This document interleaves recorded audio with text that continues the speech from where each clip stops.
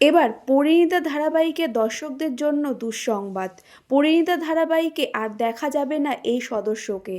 টিআরপির topper mega থেকে কেন সরে দাঁড়ালেন এই অভিনেতা, তা জানতে হলে তোমাদেরকে আজকের ভিডিওটা পুরোটাই দেখতে হবে। তো হ্যালো বন্ধুরা, আমি Sayantika and welcome back to my channel TV বিনোদন বাংলা।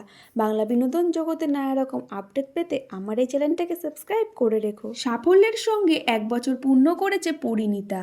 জি বাংলার এই মেগা সবার প্রিয় ধারাবাহিকের তালিকায় জায়গা করে নিয়েছে গত 1 বছরে।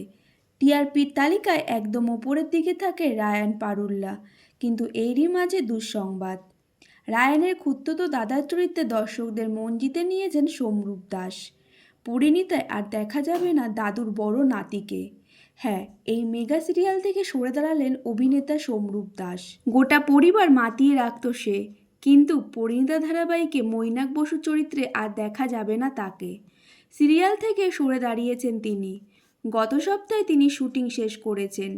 পর্দায় যতই বকুনি দিন না কেন, বাস্তবে বসুবাড়ির মাথা অর্থাৎ সুব্রত গুহরায়ের সঙ্গে দারুণ বন্ডিং সোমরূপের।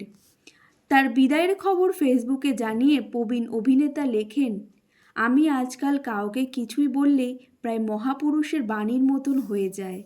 কিছুদিন আগেই বড় নাতিকে বললাম তোকে আর কেউ আটকাতে পারবে না। সত্যিই পারল না। তোকে খুব মিস করব। শোনা যাচ্ছে কিছু ব্যক্তিগত কাজে ব্যস্ত থাকায় মৈনাক কিছুদিনের জন্য বিরতি নিয়েছে।